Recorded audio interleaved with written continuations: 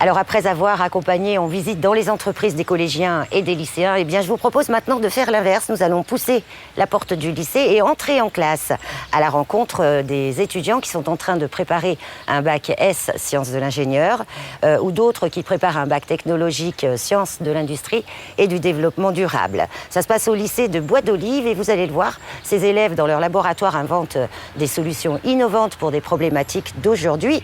Ils participent également aux Olympiades des sciences, un concours national à travers lequel 78 équipes seront en lice, dont 48 sélectionnées à La Réunion, mais seulement 2 participeront à ce concours national.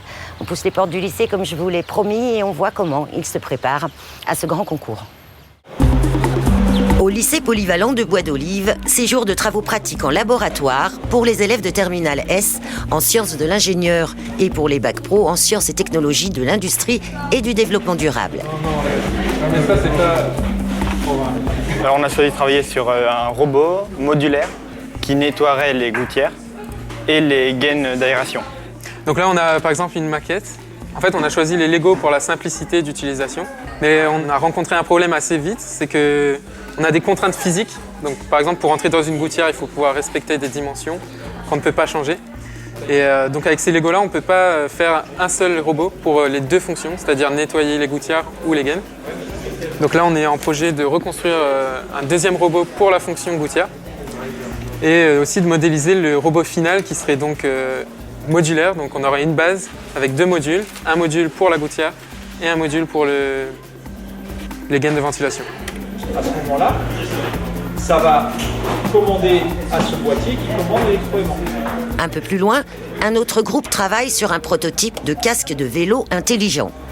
La loi qui est passée récemment oblige les enfants de moins de 12 ans jusqu'à 12 ans de porter un casque à vélo. Et donc du coup, on a créé un casque communicant pour les autres usagers de la route. En fait, on a un accéléromètre qui est positionné ici. Et en fonction de la direction que va prendre l'enfant sur le vélo, il y aura des LED jaunes sur les côtés qui s'allumeront, comme des clignotants, pour faire comprendre aux usagers de la route que le cycliste va tourner à gauche ou à droite.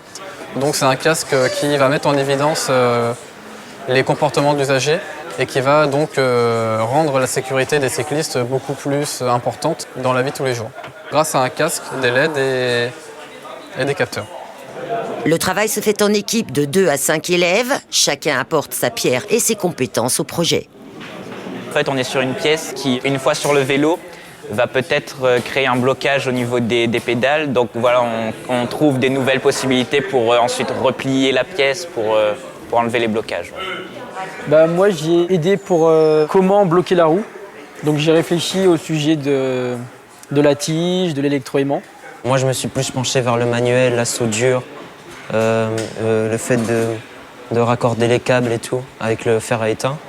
Et il y en a, ils sont plus partis vers les programmations pour le casque, parce qu'on a un petit boîtier où il faut mettre les programmes dedans pour que le casque marche tout seul en fait.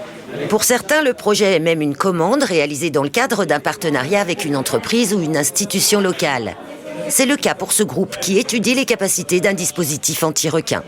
Le Centre de ressources et d'appui sur le risque requin, le CRA, a contacté M. Maillard car il voulait collaborer avec un lycée et des terminales SI afin de créer un banc de test qui permettrait de tester l'efficacité et les différents systèmes de répulsion pour les requins qui sont utilisés par les surfeurs ou les nageurs en mer.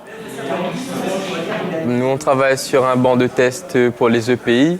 Les EPI, c'est des équipements de protection individuelle. En fait, c'est des petits appareils qu'on peut acheter qui sont censés repousser les requins. Sauf qu'il y a très peu d'études, voire pas du tout, qui sont menées sur ces appareils.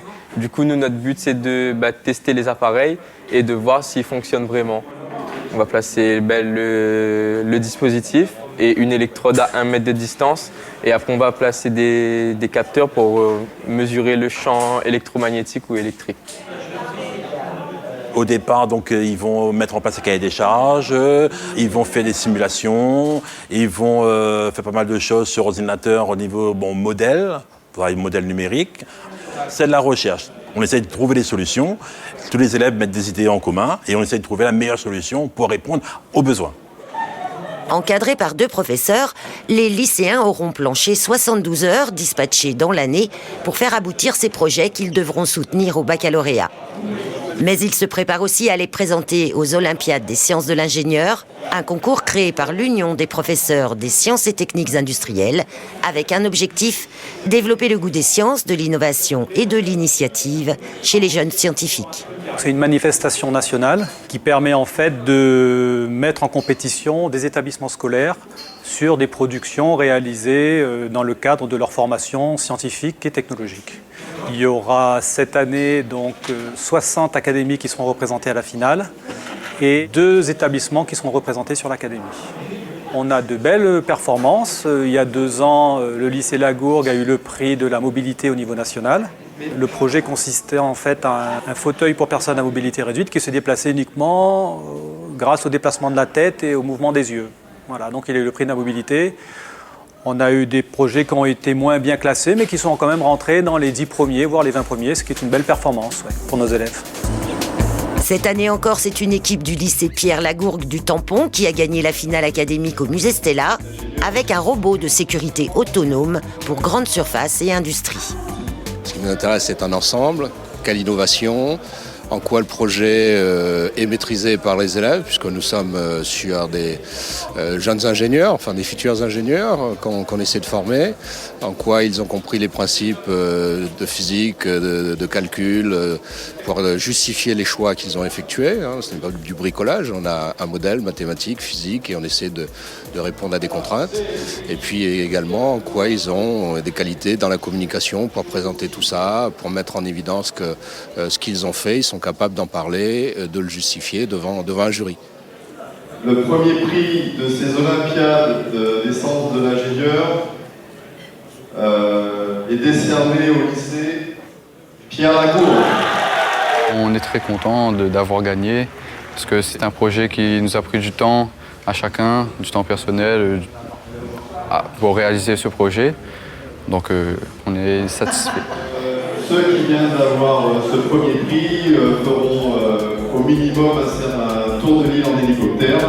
Surtout de présenter notre projet au national en France, c'est satisfaisant. Les élèves sélectionnés s'envoleront pour la finale nationale des 9e Olympiades. Ce sera le 17 mai en banlieue parisienne, au siège de l'entreprise Fanuc Robotics, une société leader en robots industriels et centres d'usinage.